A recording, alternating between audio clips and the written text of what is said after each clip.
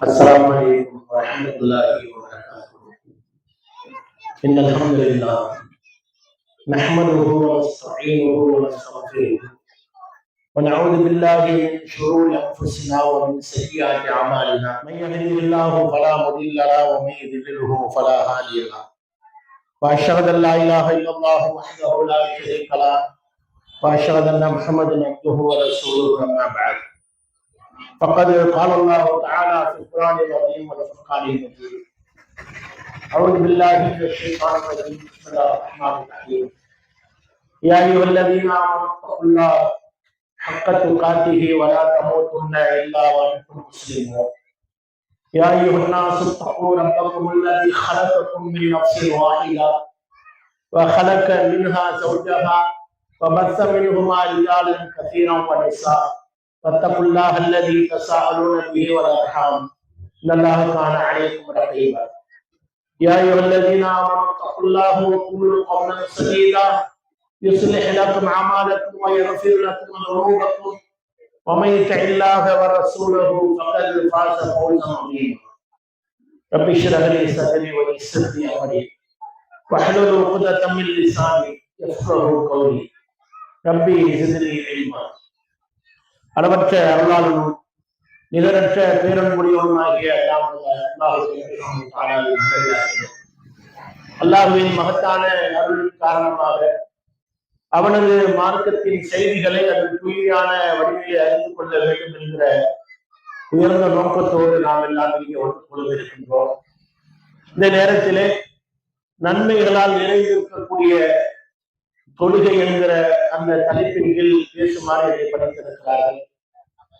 கண்ணியத்திற்குரிய எல்லாம் வந்த அல்லாஹ்வின் நல்லடியார்களே, மனிதர்கள் படைக்கப்பட்ட நோக்கம் குறித்து அல்லாஹ் ரப்பல் ஆலமீன் அவனது அருள்மறை குர்ஆனிலே சொல்லி காட்டுகின்ற பொழுது, வமா ஹலக்துல் ஜின்ன வல் இன்ஸ இல்லா லியஅபுதுன், ஜின் இனத்தையும் மனித இனத்தையும் என்னை வணங்க வேண்டும் என்கிற ஒரே நோக்கத்திற்காக அல்லாமல் வேறு எதற்காகவும் நான் படைக்கவில்லை என்று அல்லாஹ் அவனது அருள்மறை அல்குர்ஆனிலே சொல்லி காட்டுகிறான். அப்படி அல்லாஹ்வை வணங்குவதற்காக படைக்கப்பட்டிருக்கக்கூடிய நமக்கு மிக முக்கியமான வணக்கமாக, மிக உன்னதமான வணக்கமாக, நன்மைகளை வாரி வாரி வழங்கக்கூடிய வணக்கமாக, ஏனைய வணக்கங்களை விட ஒரு பிரதான வணக்கம் என்று சொல்வதாக இருந்தால் அது நிச்சயமாக தொழுகையாகத்தான் இருக்க முடியும். ஏனென்று சொன்னால் அந்த அளவுக்கு அதனுடைய நன்மைகள் பறந்து விரிந்ததாக இருப்பதை நாம் அறிவோம். கண்ணியத்திற்குரிய எல்லாம் வல்ல அல்லாஹ்வின் நல்லடியார்கள், அந்த தொழுகைக்கு உள்ளே நாம் செல்வதற்கு முன்பாக இந்த மேலக்காவினுடைய கிளை சார்பாக 2 மாத காலமாக ஹய்யா அலஸ் ஸலா என்கிற ஒரு தலைப்பின் கீழ் மக்களுக்கு மார்க்கத்தை எடுத்து சொல்லக்கூடிய ஒரு அஜெண்டாவை எடுத்து அதன் அடிப்படையிலே பல்வேறு இது போன்ற நிகழ்ச்சிகளை நடத்த வரக்கூடியது நாம் பார்க்கிறோம். ஹய்யா அலஸ் ஸலா என்று சொன்னால் என்ன? அதை முதலில் நாம் அறிந்து கொள்ள வேண்டும். ஹய்யா அலஸ் ஸலா என்று சொன்னால் தொழுகையின் பக்கம் வாருங்கள். எதற்காக தொழுகை பக்கம் வாருங்கள் என்று சொல்லுகின்ற பொழுது ஹய்யா அலல் ஃபலா என்று அடுத்த வார்த்தை இணைந்து வரும். அதாவது வெற்றியின் பக்கம் வாருங்கள் என்று.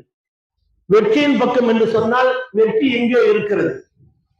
இதனுடைய இந்த அழைப்பினுடைய நோக்கம் என்ன? இது உருவான விதம் என்ன என்பது குறித்தும் நாம் அறிந்து கொள்ள வேண்டும். தொழுகை என்பது நபிகள் பெருமகனார் ஸல்லல்லாஹு அலைஹி வஸல்லம் அவர்கள் மூலமாக அறிமுகம் செய்யப்பட்ட ஒரு வணக்கம் கிடையாது. அதற்கு முன்பும் இந்த உலகத்திற்கு அனுப்பப்பட்ட இறை தூதர்கள் எல்லோரும் அறிமுகப்படுத்திய ஒரு வணக்கம் தான். ஆனால் அந்த தொழுகையிலே நபிகள் பெருமகனார் ஸல்லல்லாஹு அலைஹி வஸல்லம் முஹம்மது ஸல்லல்லாஹு அலைஹி வஸல்லம் அவர்களின் மூலமாக ஒரு சில மாற்றங்களை அல்லாஹ் ரப்பல் ஆலமீன் செய்து நமக்கு வழங்கி இருக்கிறான். அந்த ஒரு பெரும் அருட்பொழியை அண்ணலம் பெருமகனார் ஸல்லல்லாஹு அலைஹி வஸல்லம் அவர்கள் விண்ணுலக பயணத்தை மேற்கொண்ட பொழுது அவர்களுக்கு ஆரம்பமாக அல்லாஹ் விதித்த அந்த தொழுகையினுடைய கடமையானது ஒரு நாளைக்கு 50 முறை தொழ வேண்டும் என்று. 50 முறை தொழுவது என்று சொன்னால் ஒரு சாத்தியமான விஷயமா? சாத்தியமில்லாத விஷயத்தை அல்லாஹ் சொல்வானா என்றெல்லாம் நாம் சிந்திக்க முற்படுகின்ற பொழுது அந்த அல்லாஹ் ரப்பல் ஆலமீன் அதை ஆரம்பத்திலே அப்படி சொல்லிவிட்டு அதற்கு பிறகு 50 வக்து தொழுகை தொழுதால் என்ன நன்மை கிடைக்குமோ அதை அந்த 5 வக்துக்குள் சுருக்கி அல்லாஹ் ரப்பல் ஆலமீன் வழங்கி இருக்கிறான். அப்ப முதலிலே நாம் விளங்க வேண்டியது என்ன என்று சொன்னால், நாம் 5 வக்து தொழுகையை நிறைவேற்றுகிறோம் என்று சொன்னால் 50 வக்து தொழுகிறோம் என்று விளங்கிக் கொள்ள வேண்டும். நாம தொழுவது 5 வேளை தான். முஸ்லிம்கள் எல்லோரும் 5 வேளை தொழுவது கிடையாது. அதனுடைய நன்மை என்ன என்ப அந்த தலைப்பு தானே நம்மளுக்கு வழங்கப்பட்டிருக்கிறது. அது முத்தாய்ப்பான ஒரு நன்மை என்ன என்று சொன்னால், 1க்கு 10ங்கிற மாதிரி ஒரு வேளை தொழுதால் அது 5 வேளை தொழுவதற்கு சமமாக.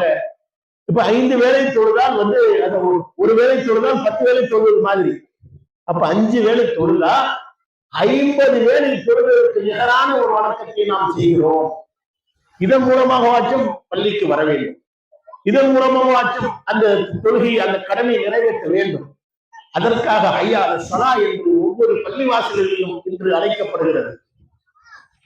பள்ளிகள் பல இருந்தும் ராங்கோசை கேட்ட பின்னும் பள்ளி செல்ல மனம் இல்லையோ, படைத்தவன் நினை இல்லையோ என்று பாடலை கேட்கக்கூடிய முஸ்லிம்கள் அந்த ராகத்தை அந்த இசையை மயங்கி கேட்கக்கூடிய முஸ்லிம்கள் அதையே ஒரு வணக்கமாக நினைத்துக் கொண்டு இருக்கக்கூடியவர்கள் இருக்கிறார்கள். பாட்டை கேட்டுட்டாலே இன்னமும் ஒரு பெரிய நன்மை செய்து விட்டது போன்று. ஆனால் அதனுடைய பின்னணி என்ன? ஹய்யால ஸலா ஹய்யால் ஃபலா. நபிகள் பெருமகனார் ஸல்லல்லாஹு அலைஹி வஸல்லம் அவர்கள் மக்காவிலிருந்து மதீனாவுக்கு ஹிஜ்ரத் செல்கிறார்கள். அங்கே தொழுகை எல்லாம் எப்படி தொழ வேண்டும் என்கிற அந்த சட்டங்கள் எல்லாம் ஒவ்வொன்றாக வந்து கொண்டிருக்கிறது. மக்கள் எல்லாம் ஒரு நேரம் குறித்து பள்ளிவாசலுக்கு வரக்கூடியவர்களாக இருந்தார்கள். ஆனால் நபிகள் பெருமகனார் ஸல்லல்லாஹு அலைஹி வஸல்லம் அவர்களுக்கும் சஹாபா பெருமக்களுக்கும் ஒரு எண்ணம் தோன்றியது. இதற்கான ஏதாவது ஒரு முறையை, மக்களை அழைப்பதற்கான ஏதாவது ஒரு வழிமுறையை நாம் மேற்கொள்ள வேண்டுமே என்று அவர்களுக்குள் மஷூரா ஆலோசனை செய்கிறார்கள். ஆனால் அப்படிப்பட்ட சூழ்நிலையில எந்த ஒரு முடிவுக்கும் வர முடியாத நிலையிலே கலைஞ்சு செல்கிறார்கள். அப்போது அதற்கு அடுத்த நாள் ஒரு நாள் கலந்து பேசுறாங்க. அதன் பிறகு ரசூலுல்லாஹி ஸல்லல்லாஹு அலைஹி வஸல்லம் அவர்களிடத்திலே சில சஹாபாக்கள் ஒரு ஆலோசனை சொல்கிறார்கள். என்ன சொல்கிறார்கள்? மலை உச்சி இருக்கிறது அல்லவா, அந்த உச்சிக்கு போவோம். மதீனாவுக்கு போனவங்களுக்கு தெரியும், சுத்திலேயே மலை பிரதேசங்கள் தானே. இந்த மலை உச்சியில ஒவ்வொரு நேரத்திற்காகவும் 5 நேரம் இருக்கிற தொழுகை, அதை அறிவிப்பு செய்வதற்காக விறகுகளை போட்டு எரிப்போம். அந்த வெளிச்சம் தெரியும். அந்த வெளிச்சத்தை தெரிஞ்சுக்கிட்டு அதன் மூலமாக மக்கள் என்ன செய்வார்கள்? பள்ளிவாசலுக்கு வந்து விடுவார்கள். அந்த நேரத்தை தொழுகை நேரமாக அறிவிக்கலாம். அதற்கு நபிகள் பெருமகனார் ஸல்லல்லாஹு அலைஹி வஸல்லம் சொல்கிறார்கள், அங்கே பேசப்படுகிறது. அது நெருப்பு வணங்கிகளாக இருக்கக்கூடிய மஜூசிகள் இருக்கிறார்கள் அல்லவா, அது அவர்களுடைய வணக்கமாக இருக்கிறது, நெருப்பை வணங்கக்கூடியது. ஆகையினால் அது சரிப்பட்டு வராது. இன்னும் சிலர் சொல்கிறார்கள், சங்கு ஊதுற மாதிரி ஒரு சப்தத்தை எழுப்பலாங்க. அதுவும் நம்முடைய கலாச்சாரம் முடியாது, அது முஷ்ரிக்குகளுடைய கலாச்சாரம். அடுத்து சொல்லப்படுகிறது மணி அடிக்கலாம் என்று. அப்போது நபிகள் பெருமகனார் ஸல்லல்லாஹு அலைஹி வஸல்லம் சொல்கிறார்கள், அது கிறிஸ்தவர்களுடைய கலாச்சாரம், மணி அடிப்பது. இந்த கோயில் ஆலயத்து மணி அடிப்பாங்கல்ல, சர்ச்சுகள் எல்லாம் இன்னும் மணி அடிக்கிறாங்க பாருங்க, ஒரு நேரத்தில் ஆலய மணி என்று சொல்வார்களே, அதுவும் வேண்டாம் என்று சொல்லுகிறார். மீண்டும் சொல்லப்படுகிறது, ஒரு எக்காலம் என்று ஒரு சத்தமாக வரக்கூடிய ஒரு ஊதுகுழல் வைத்து ஊதலாம். அது கிறிஸ்தவ யூதர்களுடைய நடைமுறையாக இருக்கிறது, அதுவும் வேண்டாம். இப்படியே பல்வேறு கருத்துக்கள் வருகிறது. இந்த நிலையில்தான் அப்துல்லா இப்னு ஸைத் ரலியல்லாஹு அவர்களுடைய கனவிலும் உமர் ரலியல்லாஹு அவர்களுடைய கனவிலும் ஒரு செய்தி அல்லாஹ் பதிவு செய்கிறான். நல்ல செய்தி என்பது வஹி. அது என்ன செய்தி? இந்த பாங்குக்களுடைய வாசகங்கள் இருக்கிறது. அல்லாஹ் அக்பர், அல்லாஹ் அக்பர், அஷ்ஹது அல்லா இலாஹ இல்லல்லாஹ், அஷ்ஹது அல்லா, இது போன்று இந்த வாசகங்கள் அனைத்தையும் அல்லாஹ் ரப்பல் ஆலமீன் அவர்களுக்கு கனவிலே சொல்லி காட்டுகிறான். மறுநாள் நபிகள் பெருமகனார் ஸல்லல்லாஹு அலைஹி வஸல்லம் அவர்களும் இதையே சொல்கிறார்கள். இந்த சஹாபாக்களும் உமர் ரலியல்லாஹு அவர்களும் இதையே அங்கே உறுதிப்படுத்துகிறார்கள். அதன் பிறகு அங்கே அறிவிக்கப்படுகிறது, யாரை வைத்து நாம் இந்த அழைப்பு பணியை செய்வது? அப்போது பிலால் ரலியல்லாஹு அவர்களை அழைத்து நீங்கள் பாங்கு சொல்லுங்கள். இதுதான் முதலாக பாங்கு உருவான அந்த ஒரு நிகழ்வு. பாங்கு அழைக்கிறார்கள், அதான் என்று சொல்லக்கூடிய அழைப்பு. அதற்கான ஒரு சிறிய ஒரு செய்தி, அதை மையமாக வைத்து மேலக்காவிற்கிறே அருமையான ஒரு தலைப்பை, ஒரு அஜெண்டாவை எடுத்து செயல்படுத்துகிறார்கள். ஹையால் ஸலா, வெற்றி, அதாவது கொள்கையின் பக்கம் வாருங்கள். ஹையால் ஃபலா, வெற்றியின் பக்கம் வாருங்கள். வெற்றி எதிலே இருக்கிறது? ஒரு வார்த்தையிலே சொல்லிவிடலாம், யார் ஒருவர் தொழுகின்றாரோ அவர் வெற்றி அடைந்து விட்டார் என்று நாம் மிக இலேசாக சொல்லிவிட்டு சென்று விடலாம். ஏனென்று சொன்னால் அப்படித்தான் நபிகள் பெருமானார் ஸல்லல்லாஹு அலைஹி வஸல்லம் அவர்களும் சொல்லி காட்டுகிறார்.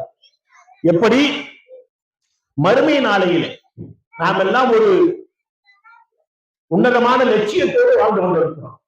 முஸ்லிம்களாக இருக்கக்கூடியவர்கள் ஒரு அற்புதமான லட்சியத்தோடு வாழ்ந்து கொண்டிருக்கிறோம். இந்த உலகத்திலே பல்வேறு லட்சியங்கள் நமக்கு இருக்கலாம். நாம் படித்து பட்டதாரியாக வேண்டும், அல்லது இந்த உலகத்தில் ஏதாவது ஒரு சாதனையை செய்ய வேண்டும், மக்களுக்கு நன்மை செய்ய வேண்டும், நம்மளுடைய மனைமக்களுக்கு சேகரித்து வைத்து செல்ல வேண்டும். இப்படி பல்வேறு விதமான நோக்கங்கள், லட்சியங்கள் இருக்கலாம். ஆனால் ஒட்டுமொத்தமாக முஸ்லிம்களுக்கான லட்சியம் என்னவாக இருக்க வேண்டும் தெரியுமா? மறுமை வெற்றி தான். மறுமைக்காகத்தான் நாம் வாழ்ந்து கொண்டிருக்கிறோம். நிச்சயமாக ஒவ்வொரு முஸ்லிமுடைய உள்ளத்திலும் அடி ஆழத்திலும் இருக்கக்கூடியது என்ன? நாம மூத்தா போயிடுவோம், நாம என்னைக்காவது மூத்தா போயிடுவோம். இன்னும் அதிகமாக அதை நம்பக்கூடியவர்கள் சீக்கிரத்தில் மூத்தா போயிடுவோம், இந்த நிமிஷமும் நமக்கு மரணம் நம்மளை சேர்ந்துரும். ஆகையினால் நாம் நன்மைகளை அதிகமாக செய்து கொள்ள வேண்டும் என்கிற அந்த ஆவல், இந்த ஈமானுடைய அளவுக்கு ஏற்றவாறு ஒவ்வொருவருக்கு ஏறும் இறங்கும். அந்த அடிப்படையிலே நபிகள் பெருமகனார் ஸல்லல்லாஹு அலைஹி வஸல்லம் சொல்லி காட்டுகிறார்கள், மறுமை நாளையிலே மனிதரிடத்து விசாரிக்கப்படக்கூடிய அந்த விசாரணையிலே முதல் கேள்வியாக எது இருக்கும் என்று சொன்னால், உலகத்திலே நீ எவ்வளவு காலம் வாழ்ந்தாய், என்னென்ன எவ்வளவு காலம் வாழ்ந்ததுல தொழுகையை எப்படி நிறைவேற்றினார், முறையாக நிறைவேற்றினார், அல்லாஹ்வாகிய நானும் என்னுடைய தூதரும் காட்டி தந்த அந்த முறைப்படி நிறைவேற்றினாயா, அந்த உசூல்கள், அந்த ஒழுங்குகள், அந்த மரபுகளை எல்லாம் பின்பற்றி வணங்கினாயா என்பது குறித்து தான் முதலாவதாக அந்த மனிதரிடத்திலே கேள்வி இருக்கும். அதற்கு சரியான விடையை தந்த யாராக இருந்தாலும் அதன் பிறகு அவர்களிடத்திலே கேட்கக்கூடிய அந்த கேள்வியானது மிக இலேசானதாக இருக்கும். அதற்கு பிறகு இருக்கக்கூடிய கேள்வி, இந்த பிற வணக்கங்களை எப்படி வணங்கினாய், மக்களோடு எப்படி பழகினாய், இப்படி உலக சமாச்சாரங்கள் அனைத்தும் அதன் பிறகு இருக்கக்கூடியதாக இருக்கும் அந்த கேள்விகள் எல்லாம். அப்ப முதல் கேள்வியாக எது இருக்கும்? தொழுகை எப்படி தொழுதாய். அது சீரானதாக அமைந்து விடக்கூடிய பதிலை நீங்கள் சொல்வீர்களே ஆனால், நான் சொல்வேனே ஆனால், அதற்கு அடுத்ததாக நம்மிடத்திலே கேட்கக்கூடிய கேள்விகள் மிக இலேசானதாக இருக்கும் என்பதாக நபிகள் பெருமகனார் ஸல்லல்லாஹு அலைஹி வஸல்லம் அவர்கள் சொல்லி காட்டக்கூடிய செய்தி அபூ ஹுரைரா ரலியல்லாஹு அன்ஹு அவர்கள் சொல்லி காட்டுகிறார்கள். அபூ தாவூதிலே இடம்பெற்றிருக்கிறது. அப்ப இந்த தொழுகை என்பதுதான் வணக்கங்களிலேயே மிக உன்னதமான, மிக பிரதானமான வணக்கமாக இருக்கிறது. இன்னும் சொல்ல போனால் மிக இலேசான வணக்கமாக இருக்கு. நோன்பு நோற்பதை விடவும் இலேசானதுதான், ஹஜ்ஜுக்கு செல்வதை விடவும் இலேசானதுதான். தான தர்மம் பாக்கெட்ல இருந்து பணத்தை ஜக்காத் எடுத்து கொடுக்கறதுக்கு மனசு இல்லையா, அதை விட இலேசானதுதான். அவ்வளவு ஒரு பெரிய சிரமமான காரியம் எல்லாம் கிடையாது.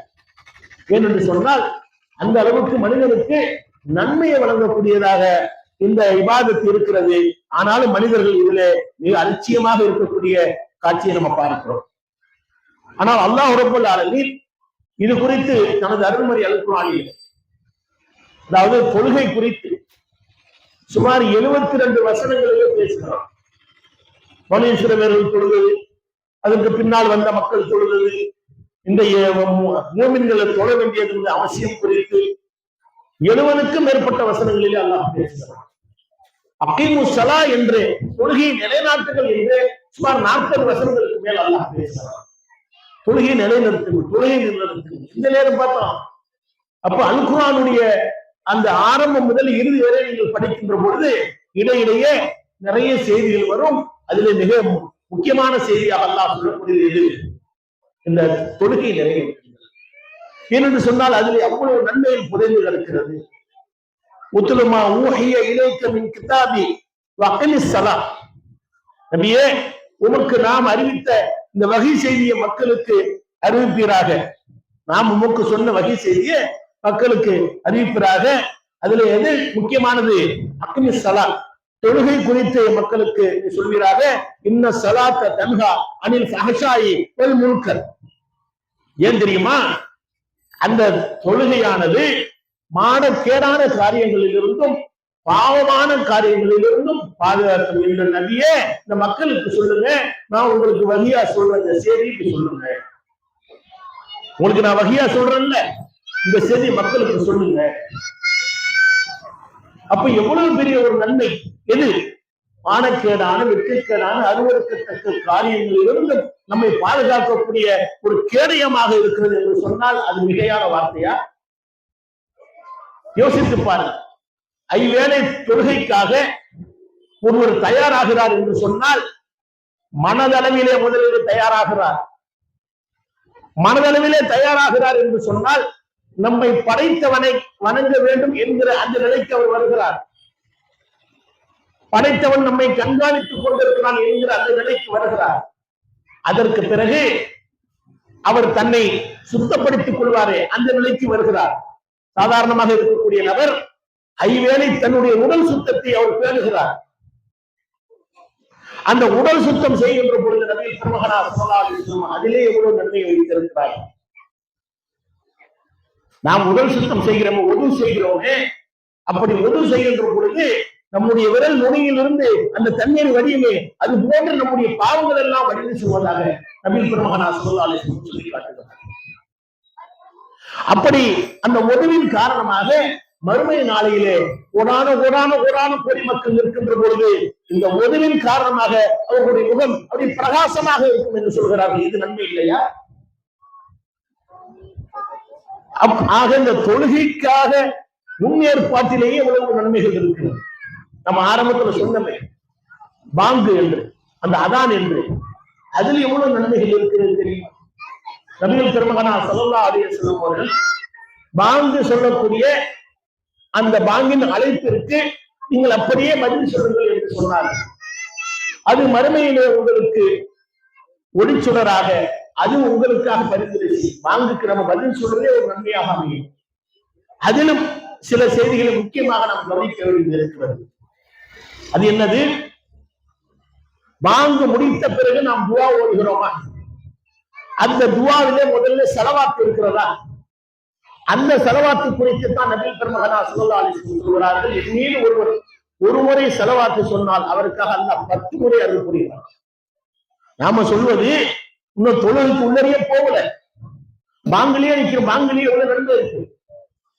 அதோடு நபி பெருமகனார் ஸல்லல்லாஹு அலைஹி வஸல்லம் சொன்னார்கள், இந்த பாங்கு துவாவிலே ஒரு வார்த்தை வரும். அந்த வார்த்தை என்ன? அல்லாஹும்ம ரப்ப ஹாதிஹி தாவத்தி தாம்மத்தி வஸ்ஸலாத்தில் காயிமத்தி ஆத்தி முஹம்மதில் வஸீலத்த வல் ஃபதீலத்த. இந்த வசீலா என்ற அந்த வார்த்தை வருகிறதா?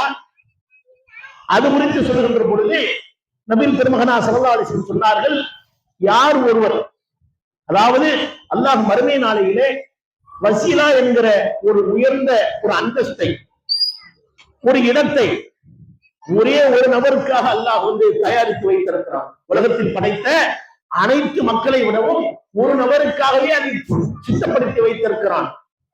அந்த ஒரு நபராக நான் இருக்க வேண்டும் என்று விரும்புகிறேன். ஆகையினால் எனக்காக நீங்கள் வசீலா தேடுங்கள் என்று சொன்னார். எத்தனை பேரும் பாங்கு பாங்கு சொல்லிக்கிட்டு இருப்பாங்க, டிவி ஓடி பாங்கு சொல்லிக்கிட்டு இருப்பாங்க, ரீல்ஸ் பார்த்துட்டு பாங்கு சொல்லிக்கிட்டு இருப்பாங்க, ஊர்க்கதை பேசிக்கிட்டு பாங்கு சொல்லிக்கிட்டு இருப்பாங்க, தேவையற்ற அரசியல் பேசுவோம், பாங்கு சொல்லிக்கிட்டு இருப்பாங்க, வியாபாரம் பண்ணிக்கிட்டு இருப்போம், பாங்கு சொல்லிக்கிட்டு இருப்பாங்க, எவ்வளவோ பேச்சுகளை பேசுவோம். பாங்கு என்பது அவ்வளவு அலட்சியப்படுத்தக்கூடிய ஒரு விஷயமா? எவ்வளவு ஒரு முக்கியமான விஷயம். ஐயால சலா ஐயாலில் பலா சாதாரண விஷயமா? தொழுகையின் பக்கம் வாருங்கள், வெற்றியின் பக்கம் வாருங்கள் என்று அழைப்பது உங்களுக்கு சாதாரண விஷயமாக போய்விட்டது. நபிகள் பெருமகனார் ஸல்லல்லாஹு அலைஹி வஸல்லம் சொல்கிறார்கள், எனக்காக நீங்கள் வசீலா தேடுங்கள். ரசூலுல்லாஹ்வுக்கு நம்ம தேடிலாம் கிடைக்கிற அவசியம் ஒண்ணும் கிடையாது. அல்லாஹ் ரப்பல் ஆலமீன் வாக்குறுதி அளித்து விட்டான். உங்களுடைய முன்பாவங்கள் பின்பாவங்கள் எல்லாம் மன்னிக்கப்பட்டிருக்கிறது. சொர்க்கம் நிச்சயிக்கப்பட்ட ஒரு நபிக்கு நம்முடைய இந்த துவாவின் மூலமாக அவர்கள் உயர்ந்த அந்தஸ்தை அடைய போகிறார்களா? ஆனால் நபியே அப்படி சொல்வதில்லை. எனக்காக நீங்கள் தேடுங்கள் என்று சொல்கிறார்கள் என்று சொன்னால் ஸலவாத்தை நாம் எப்படி சொல்ல வேண்டும் என்று நமக்கு ஆர்வம் ஊட்டுகிறார்களோ, அல்லாஹும்ம ஸல்லி அலா முஹம்மதின் வ அலா ஆலி முஹம்மதின் என்று ஆரம்பிக்கிறது, அந்த ஸலவாத்தை சொல்லுமாறு நமக்கு எப்படி ஆர்வம் ஊட்டுகிறார்களோ, அதில் கிடைக்கக்கூடிய நன்மை குறித்து நமக்கு ஆர்வம் ஊட்டுகிறார்களோ, அதே போன்று இதற்கு என்ன தெரியுமா ஆர்வம் ஊட்டுகிறார்கள்? வசீலாவுக்காக எனக்காக யாரெல்லாம் பிரார்த்தனை செய்கிறார்களோ அவர்களுக்காக நான் மறுமை நாளையில ரெக்கமெண்டேஷன் பரிந்துரை செய்கிறார். மறுமை நாளையில நான் உங்களுக்காக பரிந்துரை செய்வேன்.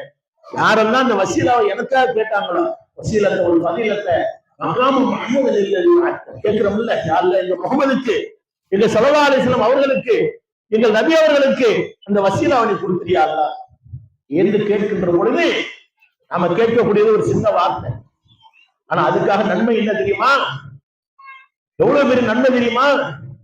நாம் இந்த உலகத்திலே வாழுகின்ற பொழுது ஏதாவது ஒரு பதவி அடைய வேண்டுமோ, அல்லது ஏதாவது ஒரு பொறுப்பிலே சேர வேண்டுமோ, அல்லது ஏதாவது ஒரு வேலையிலே நம்மை உட்படுத்திக் கொள்ள வேண்டுமோ, அல்லது ஒரு குழந்தையை எல்கேஜியில போய் சேர்க்கிறதா இருந்தாலும் இன்னைக்கு ரெக்கமெண்டேஷன் தேவைப்படும். எல்கேஜியில போய் சேர்க்கறதுக்கு இன்னைக்கு ரெக்கமெண்டேஷன் தேவைப்படுதுங்க, சிபாரிசு தேவைப்படுது.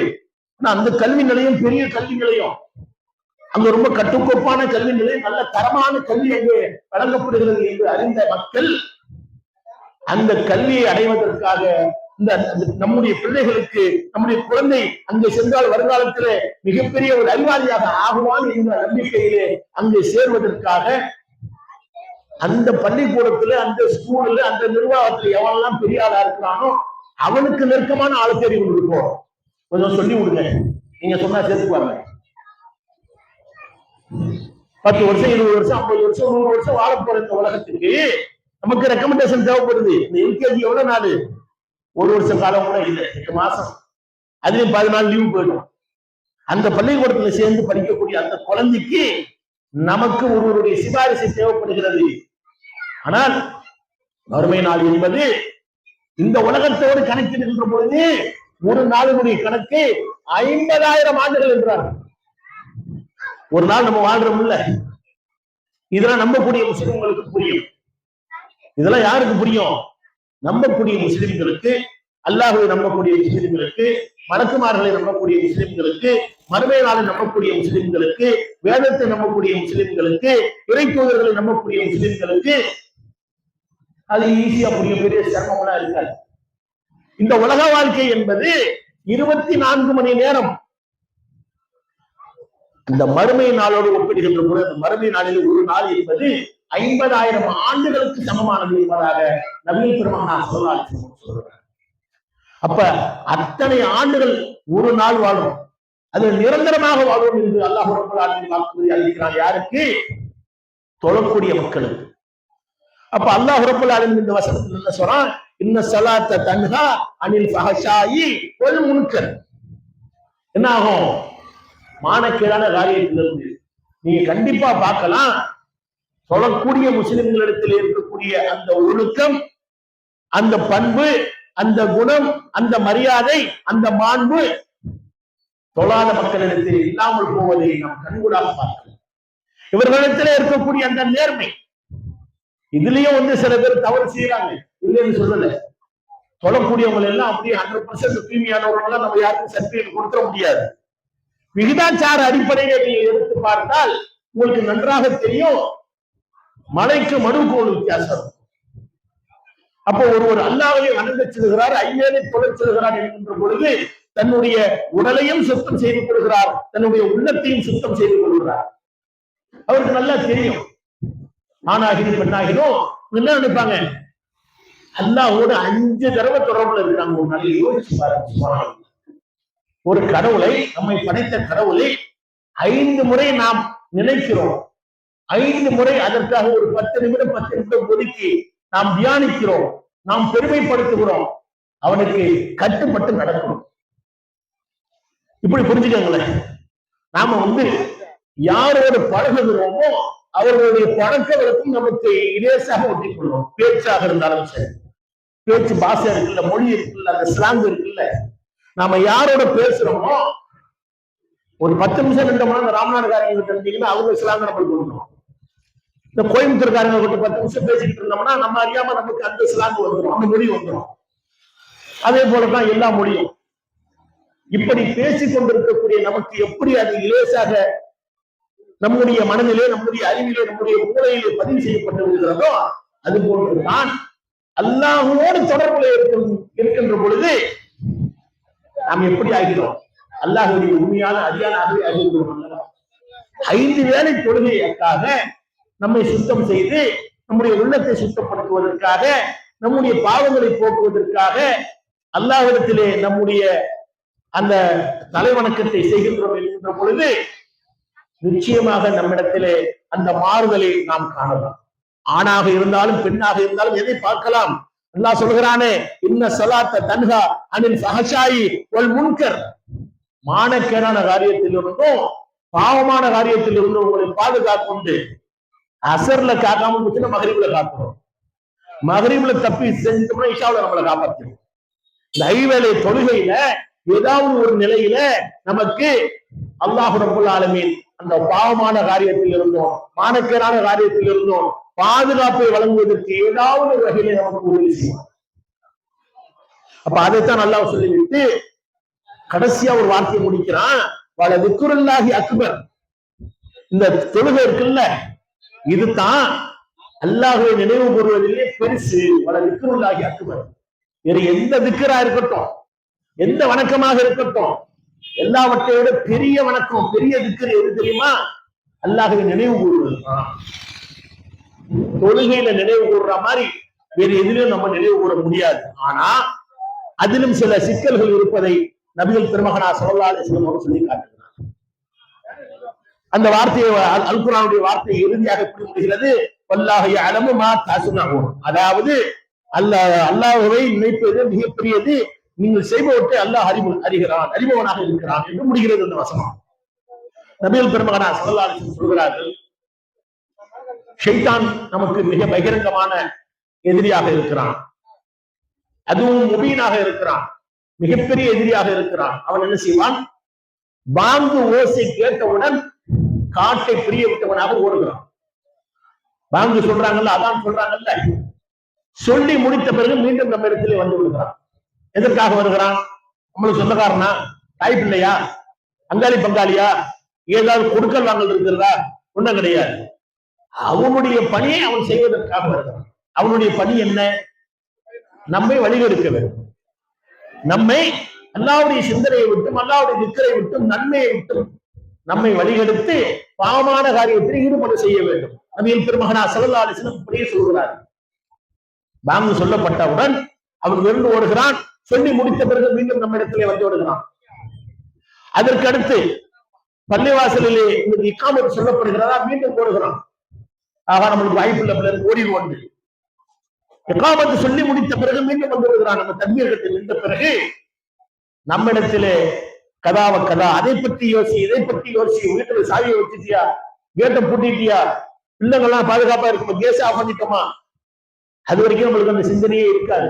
பள்ளிவாசலுக்கு போகணும், தக்பீர் கட்டணும், தொழுவணும், இப்படிலாம். வீட்டுல தொழக்கூடிய பெண்களுக்கு இதே நிலைமை தான். அது வரைக்கும் ஒரு சிந்தனையே இருக்காது. ஒரு செஞ்சுட்டு வந்து தொழுவணும்னு நிற்பாங்க. தொழுகையில நம்ம தக்பீர் கட்டின பிறகுதான் ஒவ்வொரு சிந்தனையா வரும். போனு சார்ஜ் போட்டோமா, கேஸ் ஆஃப் பண்ணிட்டோமா, கதவு போட்டோமா, குழந்தை வெளியில ஓடிட்டு அந்த செய்யுது. இப்படி ஒவ்வொன்றாக அவரவர்களுக்கு ஏற்றது போன்று எதையெல்லாம் அவர்களை திசை திருப்புவதற்கு ஏற்றவாறு இருக்குமோ அப்படிப்பட்ட சிந்தனைகளை உண்டு பண்ணி நம்முடைய தொழுகையை பாழாக்குவதே அவருடைய வேலையாக இருக்கிறது. அப்ப நம்மை நல்வழியிலே நாம் சென்றுவிடக் கூடாது. மானக்கேடான வெட்கக்கேடான காரியங்களிலிருந்து, பாவமான காரியங்களிலிருந்து நாம் மீண்டு விடக் கூடாது என்பதிலே ஷைத்தான் கங்கணம் கட்டிக்கொண்டு செயல்படுகிறான் என்பதாக நபிகள் பெருமகனா ஸல்லல்லாஹு அலைஹி வஸல்லம் சொல்லி காட்டுகிறார். அப்ப நாம ரொம்ப உறுதியா இருக்கணும். பெண்களாகினும் ஆண்களாகினும் அந்த தொழக்கூடிய கொஞ்ச நேரம் தான், அல்ல ரசூலுல்லா சொல்றாங்க, எந்த அளவுக்கு சைத்தான் அவனை ஊடுருவி அவனை நாசமாக்கினான் தெரியுமா? தொழுது 4 ரக்காத்தா 3 ரக்காத்தான்னு தெரியாத அளவுக்கு கன்ஃபியூஸ் ஆக்கி விட்டுறான். உண்மைதானே? சைத்தான் எந்த அளவுக்கு ஆக்கி விட்டுறான், உன்னால தொழாம இருக்க முடியல, ஆனா உன்னை எப்படி குழப்பம் பாரு என்று சொல்லிவிட்டு அசருக்காக அல்லது லுஹருக்காக தக்பீர் கட்டி நிற்கிறோம், வேற ஏதோ ஒரு வக்துக்காக 4 ரக்காத்தாக இருக்கக்கூடிய தொழுகையில 4 தொழுகமா 3 தொழுகமா என்னாலே தெரியலையே என்கிற அளவுக்கு நம்மளுக்கு ஒரு குழப்பத்தை உண்டு பண்ணி விடுகிறான் என்பதாக நபிகள் பெருமகனா ஸல்லல்லாஹு அலைஹி வஸல்லம் சொல்லி காட்டுகிறார். அதற்கான அந்த ஒரு விஷயத்தையும் சொல்லி தராங்க. எந்த விஷயத்தை? இது போன்ற ஒரு குழப்பம் வந்தால் அதிலிருந்து வெளியேறக்கூடிய நிவாரணத்தை நிவர்த்தியும் சொல்லி காட்டுகிறார். எப்படி தெரியுமா? 4 ரக்காத்துல நிக்கிறீங்க, 3 ரக்காத்து தொழுதுட்டீங்க, 4ஆவதும் தொழுதுட்டீங்க. உங்களுக்கு ஒரு சந்தேகம் வருது, 3 தொழுதுருக்குமா 4 தொழுதுருக்குமா? 4 தொழுதா முடிஞ்சிருச்சு, ஆனாலும் உங்களுக்கு கன்ஃபியூஸ் ஆயிடுச்சு. அப்ப ரசூலுல்லாஹி ஸல்லல்லாஹு அலைஹி வஸல்லம் சொல்றாங்க, 4 தான் நீங்க தொழுதது, 4 தான் நீங்க தொழ வேண்டியது. ஆனாலும் அந்த குழப்பம் வந்துருச்சுன்னா ஒரு ரக்காத் எக்ஸ்ட்ரா தொழுவுங்க, ஒரு ரக்காத் உபரியாக தொழுது விட்டு அந்த ஷைத்தானுக்கு அது பதிலடியாக கொடுங்க. ஷைத்தானுக்கு நீ என்னடா 4ல என்ன கிடைக்கிறது வழி இருக்கிறது 5 தொழுவுங்க என்று அவனுக்கு பதிலடியாக அவன் ஏமாந்து போகக்கூடிய விதத்திலே அது அமைய வேண்டும் என்பதற்காக நபிகள் நாயகம் ஸல்லல்லாஹு அலைஹி வஸல்லம் அவர்கள் அதற்கான வழிமுறையை நமக்கு வகுத்து தந்திருக்கிறார்கள். காரணம், அந்த தொழுகையினுடைய முழு நன்மையை நம்ம சேரணும். உண்மையிலேயே நாம் எல்லாம் அப்படித்தான் இருக்கிறோம். அல்லாஹ் நம்மை கண்காணிக்கிறான் என்கிற அந்த ஒரு நினைவில் தான் நாம் இருக்கிறோம் என்று சொன்னால் நாம் உட்பட யாரும் கிடையாது. தக்பீர் கட்டணும்னு எல்லா விதமான சிந்தைகளும் வரத்தான் செய்கிறது. தக்பீர் கட்டின பிறகுதான் எப்படி சம்பாதிக்கலாம், அது கொஞ்சம் ரேட்டு கம்மியா சொல்லிட்டு கொஞ்சம் கூட சொல்லியிருந்தா நல்லா இருந்திருக்குமே, அல்லது அவர்கிட்ட விடுபட்டு போச்சு அதை வாங்க போடுமே, ஏதாவது ஒரு சிந்தனை வரத்தான் செய்கிறது.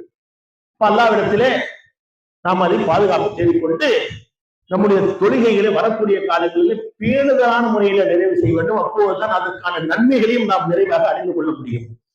ஆகையினால் இன்ஷா அல்லாஹ் வரக்கூடிய காலங்களில் அது போன்று நாம் செய்வோம். அடுத்து, இந்த தொழுகை குறித்து அலட்சியமாக இருக்கிறார்கள், அது குறித்தும் அல்லாஹ் தனது அருள்மறை குர்ஆனில் சொல்லி காட்டுகிறான். ஃபவைலுல் லில் முஸல்லீன், பெரிய வார்த்தை.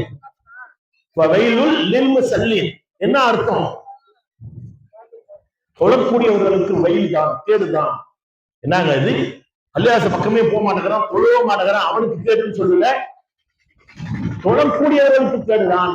ஃபவைலுல் லில் முஸல்லீன் அல்லதீன அன் ஸலாத்திஹிம் சாஹூன் அல்லதீன ஹும் யராஊன், அதாவது அவர்கள் தொழுகையில பொடும்போக்காக இருக்கிறார்கள். அடுத்தது ராஊன், பிறர்கள் பார்ப்பதற்காக தொழுகிறார்கள். சில பேர் எப்படி செய்யறாங்க, தக்பீர் கட்டிக்கிட்டு அதை ஒழுங்குபடுத்துறேங்கிற பேர்ல நம்மை கண்காணிக்கிறார்கள், நம்மை பார்த்துக் கொண்டிருக்கிறார்கள், பிறர் நம்மை மெச்ச வேண்டும் என்பதற்காக அதை அழகுபடுத்தி மெருகேற்றி தொழுகிறார்கள் அல்லவா? இதுவெல்லாம் என்ன இல்லை, தொழுகை இல்லை, மாறாக அதற்கு வயல், அதாவது அது கேடானது என்பதாக அல்லாஹ் நன்மை செய்யணும்னு போயிட்டோம். அப்ப எப்படி தொழணும்? உள்ளச்சத்தோடு இறையச்சத்தோடு, யா அல்லாஹ் நீ எஜமான் நான் அடிமை என்கிற அந்த நிலையை நாம் வெளிப்படுத்த வேண்டும் அல்லவா? இந்த தொழுகையில் இருக்கக்கூடிய நன்மையை ஒருவர் அறிவாரையான சுப்ஹானல்லாஹ். நபிகள் பெருமகனார் ஸல்லல்லாஹு அலைஹி வஸல்லம் சொல்கிறார்கள், பல வக்து தொழுகை இருக்கு. ஃபஜ்ருடைய அந்த தொழுகையும் இஷாவுடைய தொழுகையிலும் இருக்கக்கூடிய நன்மையை ஒருவர் அறிவாரையானால் அவருக்கு நடக்க முடியாது கூட தவறுண்டாவது பள்ளிவாசலுக்கு கொடுத்து விடுவார். பெண்களாக இருந்தால் வீட்டில் சொல்வது சிறந்தது. பள்ளிக்கு வரக்கூடிய பெண்களை தடுக்காதீர்கள் என்று இருக்கிறார்கள். நபிகளார் காலத்திலே பள்ளிக்கு பெண்கள் வரக்கூடியவர்களாக இருந்தார்கள், சுபுஹ் தொழுகை உட்பட. அந்த வெளிச்சம் வருவதற்கு முன்பாக இன்னார் இன்னார் என்று நாங்கள் அறிந்து கொள்ளாத விதத்திலேயே கலந்து சென்று விடுவார்கள். யார் இன்னாருடைய மனைவியா, இன்னாருடைய மகளா, இன்னாருடைய சகோதரியா என்று தெரிந்து கொள்ளாத அளவுக்கு அந்த இருட்டு விலகுவதற்கு முன்பாகவே சென்று விடுவார்கள் என்பதாக ஹதீஸிலே இடம்பெற்றிருக்கிறது. அப்ப பெண்களுக்கு பள்ளிவாசலுக்கு வருவதற்கு அனுமதி இருக்கிறது. ஆயிரம் சிறந்தது வீடு என்பதாக நபிகள் நாயகம் ஸல்லல்லாஹு அலைஹி வஸல்லம் சொன்னார்கள்.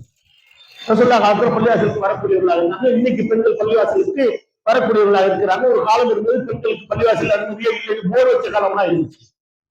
அப்ப ரசூலுல்லாஹ்வுடைய அந்த நெறிமுறை, அந்த வழிமுறை, அதையெல்லாம் மக்களுக்கு எடுத்து சொன்னதின் விளைவாக இன்றைக்கு பார்க்கணும். சுப்ஹானல்லாஹ், ஜும்மாவுக்கு வெள்ளிக்கிழமை தொழுகைக்கு ஆண்களை காட்டில் பெண்களுடைய கூட்டம் அதிகமாக இருக்கக்கூடிய காட்சி பார்க்கணும். சுப்ஹானல்லாஹ், இதெல்லாம் வந்து ஒரு பெரிய ஒரு மறுமலர்ச்சி, ஒரு பெரிய மாற்றம்.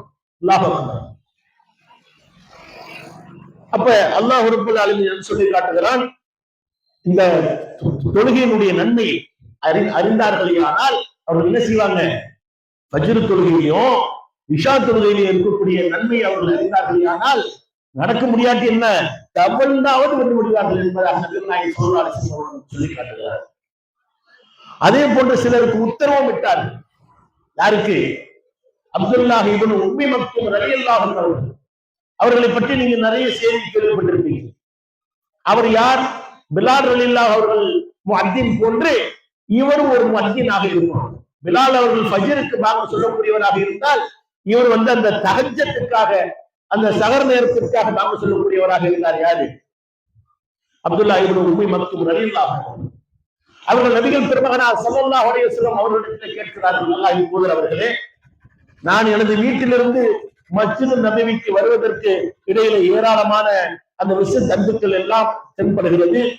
அதே போன்று இந்த வேட்டை பிராணிகள் எல்லாம் வருகிறது, உயிரினங்கள் எல்லாம் வருகிறது. அதற்காக எனக்கு பார்வை தெரியாத காரணத்தினால் வீட்டில் தொழுவதற்கு எனக்கு நீங்கள் அனுமதி வழங்குங்கள் அல்லாஹ்வின் தூதர் அவர்களே கேட்கிறார். அப்போது அவர்கள் அல்லாஹ்வின் தூதர் ஸல்லல்லாஹு அலைஹி வஸல்லம் அவர்கள் அனுமதி வழங்கிவிட்டு ஒரு சில வினாடிகளிலே மீண்டும் அவரை அழைக்கிறார்கள். அப்துல்லாஹ் அவர்களே, உங்களுக்கு பாங்கு ஓசை கேட்கிறதா? பாங்கு சொல்லப்படுவது உங்களுக்கு கேட்குதா? ஆமா கேட்குது. அப்படியானால் நீங்கள் பள்ளிக்கு வந்துத்தான் ஆக வேண்டும். அழைப்பதின் நோக்கம் என்ன? பள்ளிக்குத்தான் வர வேண்டும் என்று பார்வையற்றவரை அழைக்கக்கூடிய அளவுக்கு, அதுவும் வலியுறுத்தி ரசூலுல்லாஹி ஸல்லல்லாஹு அலைஹி வஸல்லம் அவர்கள் சொல்லக்கூடிய அளவுக்கு, அதுவும் அனுமதி கேட்ட அவருக்கு, பார்வையற்ற ஒருவருக்கு ரசூலுல்லாஹி ஸல்லல்லாஹு அலைஹி வஸல்லம் அவர்களுடைய உபதேசம் இப்படி இருக்கும் என்று சொன்னால் அதனுடைய நன்மை எப்படி இருக்கிறது? பெருமானார் ஸல்லல்லாஹு அலைஹி வஸல்லம் அவர்கள் சொன்னார்கள். எப்படி சொன்னார்கள்? ஒருவர் வீட்டிலே தொழுவதை விடவும் பள்ளியிலே தொழுகின்ற பொழுது 25 மடங்கு நன்மை அதிகமாக இருக்கிறது என்பதாக ஒரு அறிவிப்பிலும், 27 மடங்கு நன்மை இருப்பதாக இன்னொரு அறிவிப்பிலும் சொல்லி காட்டுகிறார். இப்ப நீங்க ஒரு வக்து லுகர் தொழுதீங்கன்னா 27 வக்து தொழுத மாதிரி நன்மை. பள்ளிவாசல் வந்து தொழுதார், ஜமாத்தோட தொழுதார். ஜமாத்தோடு தொழக்கூடிய அதனுடைய நன்மைகள் ஏராளமாக இருக்கிறது. அதிலும் அலட்சியமாக பள்ளிவாசலுக்கு வரக்கூடிய சகோதரர்களுடைய எண்ணிக்கை தான் அதிகமாக இருக்கிறது. பள்ளிவாசலுக்கு வரக்கூடிய முஸ்லிம்களுடைய அந்த எண்ணிக்கை மிக மிக குறைவாக இருக்கிறது. இந்த ஊர்ல எடுத்துக்கிட்டீங்கன்னா பல்வேறு பள்ளிவாசல் மிகப்பெரிய ஒரு இஸ்லாமிய மக்கள் அதிகமாக வாழக்கூடிய ஒரு ஊராக இருக்கிறது. பள்ளிவாசல்களும் நிறைந்துதான் காணப்படும். ஆனால் ஒவ்வொரு வேலைக்கும் பள்ளியிலே மக்கள் வந்து தொழுவார்களே ஆனால் அதனுடைய பிரமிப்பு, அது பல்வேறு நன்மைகள் இருக்கிறது. பல்வேறு அதுல சொல்லிக் கொண்டு நேரம்லாம் பத்தாது சொல்வது, அவ்வளவு நன்மைகள் இருக்கிறது. ஆனால் யதார்த்தமாக நாம் அறிந்து கொள்ளக்கூடிய சில நன்மைகள் பற்றி அறிந்து கொள்வோம். நாம் ஈஸியா விளங்கிக் கொள்ளக்கூடிய நன்மைகளை பற்றி இப்ப புரிந்து கொள்வோம். என்னவென்று சொன்னால், எந்த தொழுகையாக இருந்தாலும் அதற்கு மிக முக்கியமான ஒரு விஷயமாக இருக்கும் சூரத்துல் ஃபாத்திஹா, அல்ஹம்து சூரா. அதானே அதற்கு முன்பாக அடிப்படை என்ன தெரியுமா? நபிகள் பெருமகனார் ஸல்லல்லாஹு அலைஹி வஸல்லம் அவர்கள் எப்படி தொழுமாறு நமக்கு கற்றுத் தந்தார்களோ அது போன்று தொழ வேண்டும். இதுதான் பேஸ், இதுதான் ஆணிவேர், இதுதான் ஆரம்பம். எப்படி தொழ வேண்டும் என்று நபிகள் நாயகம் ஸல்லல்லாஹு அலைஹி வஸல்லம் அவர்களிடத்திலே சஹாபாக்கள் கேட்கின்ற பொழுது, சல்லு கமா ரஅய்துமூனி உஸல்லி, நான் எப்படி தொழுவேனோ அது மாதிரி தொழுவேன். அவ்வளவுதான். நான் எப்படி தக்பீர் கட்டுறேன் அப்படி கட்டுங்க, நான் எப்படி ருக்குவுக்கு போறேன் அப்படி போங்க, நான் எப்படி சஜ்தா செய்கிறேன் அது போன்று செய்யுங்கள், நான் எப்படி அத்தஹியாத் அமர்விலே காலை மடக்கி வைத்துக் கொண்டிருக்கிறேன், 2 ரக்காத்திற்கு ஒரு முறை எப்படி மடக்கி வைத்துக் கொண்டிருக்கிறேன், இறுதி ரக்காத்திலே எப்படி என்னுடைய உடலை அமைத்துக் கொள்கிறேன், விரலை நான் எப்படி நீட்டுகிறேன், ஆட்டுகிறேன், எப்படி சலாம் கொடுக்கிறேன், இது அனைத்துமே வந்து கொள்கிறேன். அதெல்லாம் அந்த ஒரு வார்த்தையிலே அடங்கி, சல்லு கமா ரஅய்துமூனி உஸல்லி, என்னை எவ்வாறு தொழ கண்டீர்களோ அவ்வாறு நீங்கள் தொழுங்கள். பஞ்சாயத்து முடிஞ்சில்ல, செய்தி முடிஞ்சில்ல, இதுதான அளவுகோல். வேற அளவுகோல் நமக்கு தேவையா? ஒரு முஸ்லிமுக்கு தேவையா? ஒரு மூமினுக்கு தேவையா? தேவையே கிடையாது. அடுத்து எது தேவை? ரசூலுல்லாஹ் தன்னை தொழுதுமாறு தொழ சொல்லி இருக்கிறார்கள். அது எங்க இருக்கு? அதுதான் தேவை. அடுத்து ஒரு முஸ்லிமுடைய வேலை என்னவா இருக்குன்னு, ரசூலுல்லாஹ் அவங்க எப்படி தொழுதாங்களோ அது போன்று தொழ சொல்லி நம்மள சொல்லி இருக்கிறாங்க. அது எப்படி தொழுதாங்க, எப்படி தக்பீர் கட்டினாங்க, அதனுடைய ஹதீஸ்களா பார்க்கணும். ரசூலுல்லாஹி ஸல்லல்லாஹு அலைஹி வஸல்லம் அவர்கள் எப்படி தக்பீர் கட்டினார்கள் பார்த்தோம்னா அப்படியே ஏராளமான ஹதீஸ்கள் வரும். அடுத்து எப்படி, அதற்கு பிறகு என்னென்னவெல்லாம் செய்தார்கள், ஓதினார்கள், அதிலே சொல்லப்படுகிறது. நபிகள் பெருமகனார் ஸல்லல்லாஹு அலைஹி வஸல்லம் சொல்கிறார்கள், லா ஸலாத்த, நல்லா கவனிங்க, லா ஸலாத்த லிமன் லம் யக்ரஅ பிஃபாத்திஹத்தில் கிதாப். தொழுகை கிடையாது யாருக்கும். யாருக்கு கிடையாது? தொழுகை கிடையாது, யாருக்கும் கிடையாது. என்ன கிடையாது? ஃபாத்திஹத்துல் சூராவை ஓதாத அவர்களுக்கு, சூரத்துல் ஃபாத்திஹா இருக்குல்ல, அது ஓதாதவங்க யாருக்கும் தொழுகை கிடையாது. வந்துருச்சு இல்ல? அந்த சூரத்து ஃபாத்திஹா என்ன நம்ம பார்க்கணும் இல்ல? சூரத்து ஃபாத்திஹா இல்லாத எவருக்கும் தொழுகை கிடையாது என்று சொல்லிவிட்டார்கள். நிறைய முஸ்லிம்கள், இன்னும் சொல்ல போனாக்க அநேகமான முஸ்லிம்கள் அந்த சூறாவை மனப்பாடம் செய்திருக்கிறோம். சூரத்துல் ஃபாத்திஹானாலும் புரியாது, அல்ஹம்து சூரானா தான் புரியும். அல்ஹம்து சூராவை மனனம் செய்யாத முஸ்லிம்களுடைய எண்ணிக்கை மிக மிக குறைவு. ஆனால் அதுல எவ்வளவு நன்மைகள் பொதிந்து கிடைக்கிறது. சுப்ஹானல்லாஹ். அந்த சூரத்துல் ஃபாத்திஹாவை ஒருவர் மனனம் செய்வதோடு அதில் உள்ள பொருள் விளங்கி அவர் ஓதுவாரையானால், அதன்படி ஒருவர் நடப்பாரையானால், ஒரு காலமும் அவர் இணை வைக்க மாட்டார். ஒரு காலமும் இணை வைக்க மாட்டார். ஏன்னா இணைப்புக்கு எதிரான வார்த்தையை அவரே இறைவனிடத்தில் கேட்கக்கூடிய வாசல் சொல்வார். அல்ஹம்துலில்லாஹி ரப்பில் ஆலமீன். அகில உலகங்களில் இரட்சகனாகிய யா அல்லாஹ் உனக்கே புகழ் அளித்துக் கொடுத்தார். வார்த்தை ஆரம்பிக்கிறது. சுப்ஹானல்லாஹ். சூரத்து ஃபாத்திஹா அல்ஹம்து சூராவுடைய சிறப்புகள் குறித்து பேசுவதற்கே பல மணி நேரம் வேண்டும். அவ்வளவு சிறப்புகள் அதில் இருக்கிறது. ஏனென்று சொன்னால் உம்முல் குர்ஆன் என்று சொன்னார்கள். உம்முனா என்ன? அம்மான அர்த்தம், தாயின் அர்த்தம். உம்முன்னு சொன்னா தாய். ஒருவருக்கு அவர் பேசக்கூடிய மொழி குறித்து சொல்கின்ற பொழுது தாய்மொழி என்று சொல்வார். ஒருவருடைய நாடு குறித்து சொல்கின்ற போது அவர் தாய் நாடு என்று சொல்வார். அப்ப தாய்க்கு எங்கேயுமே முக்கியத்துவம் இருக்குது. அந்த வேர் சொல்லுன்னு சொல்றது மாதிரி தாய் என்பது ஒரு உன்னதமான ஒரு வார்த்தை. அந்த வார்த்தையை தான் ரசூலுல்லாஹி ஸல்லல்லாஹு அலைஹி வஸல்லம் அவர்கள் பயன்படுத்துகிறார்கள். உம்முல் குர்ஆன் எது? சூரத்து ஃபாத்திஹா. அல்ஹம்து சூரா சாதாரண விஷயம் இல்ல, குர்ஆனுடைய தாய் என்றார்கள். அந்த அளவுக்கு முக்கியத்துவம் வாய்ந்த ஒரு அத்தியாயமாக அது இருக்கிறது. அதுதான் அல் குர்ஆனுடைய முதல் அத்தியாயமாக இருக்கிறது. அல்ஹம்துலில்லாஹி ரப்பில் ஆலமீன். அகில உலகங்களில் இரட்சகனாகி அல்லாஹ்வுக்கு எல்லாம் புகழும். அர் ரஹ்மான் ரஹீம். அவன் அளவற்ற அருளாளன், நிகரற்ற அன்பாளன். இதுவே போதும். இது ஒன்று போதுமே. அளவு அற்ற அருளாளன், அளவே கிடையாது. அளவில்லா அருளாளன், எந்த அளவுமே கிடையாது. நபிகள் பெருமகனார் ஸல்லல்லாஹு அலைஹி வஸல்லம் சொல்கிற பொழுது, பெற்ற தாய் தன்னுடைய பிள்ளை மீது வைத்திருக்கக்கூடிய அந்த பாசத்தை விட 70 மடங்கு அதிகமாக அல்லாஹ் பாசம் வைத்திருக்கிறான். எவ்வளவு உலகத்தில் இருக்கக்கூடிய தாயிலேயே ஒரு பெரிய அதிக பாசம் உள்ள ஒரு தாயை கொண்டு பார்க்கணும். அதை விட 70 மடங்கு அல்லாஹ் கூட. அர் ரஹ்மான் ரஹீம். அவன் அளவற்ற அருளாளன்.